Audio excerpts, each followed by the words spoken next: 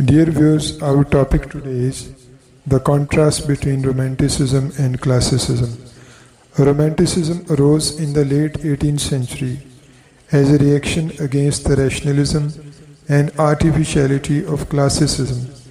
During the 18th century, poetry was often marked by artificial poetic diction, which included lofty ornamental language far removed from the speech of ordinary people. This style, though elegant, sometimes appeared mechanical and lifeless. Writers like Alexander Pope embodied this classical tendency, stressing order, wit, and balance. But as society moved into a new age of revolutions and rapid change, many began to feel that such poetry ignored the real emotions, struggles, and voices of common humanity. The turning point came with Wordsworth and Coleridge's preface to Lyrical Ballads, which was published in 1798. It is often considered the manifesto of English Romanticism. It upheld imagination, sincerity, nature, and emotion as essential for creative expression. Wordsworth declared that poetry should use the language really used by men and arise from the spontaneous overflow of powerful feelings. His poetry also exemplifies the spirit of idealism that revolves around the spiritual unity of man and nature, suggesting that the physical world embodies the essence of the ideal world. Causes of Romanticism. The rise of Romanticism was influenced by several powerful forces. The Industrial Revolution, while creating material progress, also produced urban misery, alienation, and a deep sense of lost contact with nature. The French Revolution of 1789, with its ideals of liberty, equality, and fraternity, inspired writers to explore themes of individuality and freedom.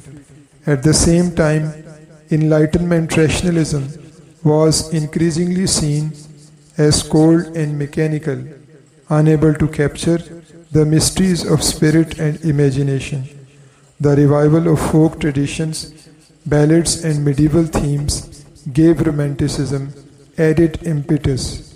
Furthermore, Romanticism was directly inspired by Rousseau's revolutionary writings and indirectly shaped by Kant's profound aesthetic philosophy.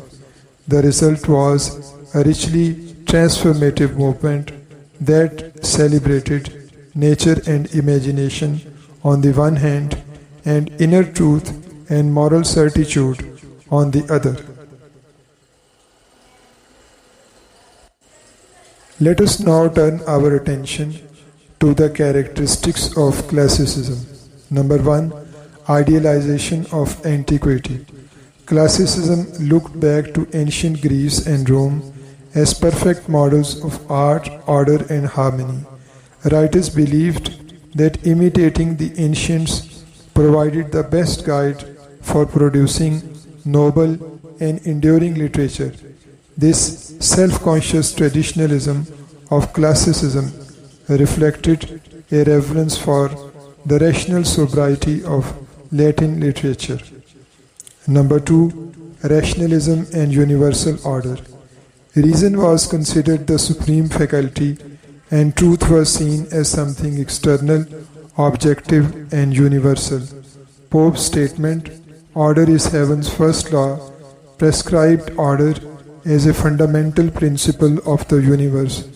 This belief also aligned with the theory of deism, which posited a rational, orderly universe governed by a non-intervening creator. Number 3. Formality and convention.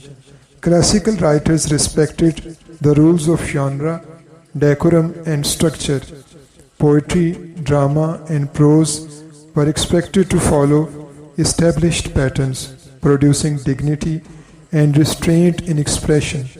This included formal correctness and the use of formal poetic diction, which sometimes made the style elegant but also artificial.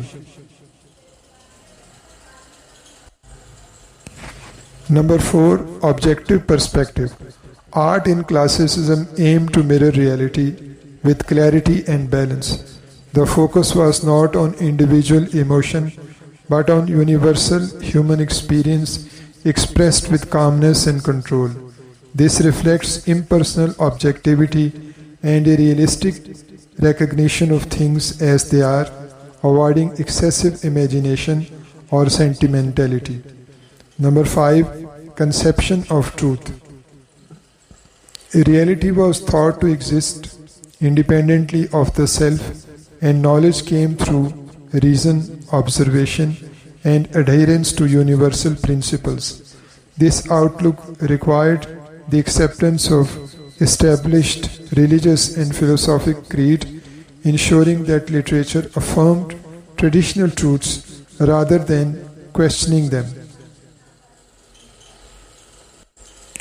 Number 6. Generic abstraction. Another important aspect was attachment to normal generic abstraction. This means that classicist writers valued types and universals over the unique or personal. Characters were often created to represent universal qualities like the miser or the hero, rather than being fully fleshed out individuals. Number 7. Belief in good and evil. Classics held a clear moral outlook, stressing a belief in good and evil. Human nature was seen as a balance between reason and passion, requiring moral discipline and self-restraint to keep order in society. Number 8. Public themes and moral instruction. Classicist literature was often didactic, aiming to cultivate virtue and civic responsibility.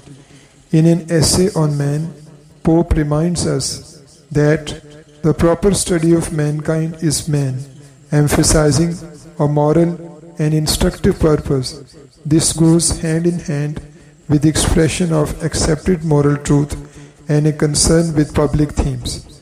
Number 9. Civilized mode of life and urban interest. Unlike Romanticism, which glorified the primitive and natural, Classicism reflected a civilized mode of life and showed interest in urban society, city life, polished manners, and cultured conversation, provided the natural setting for classical literature. Number 10. Love for mundane actuality and satirical tendency.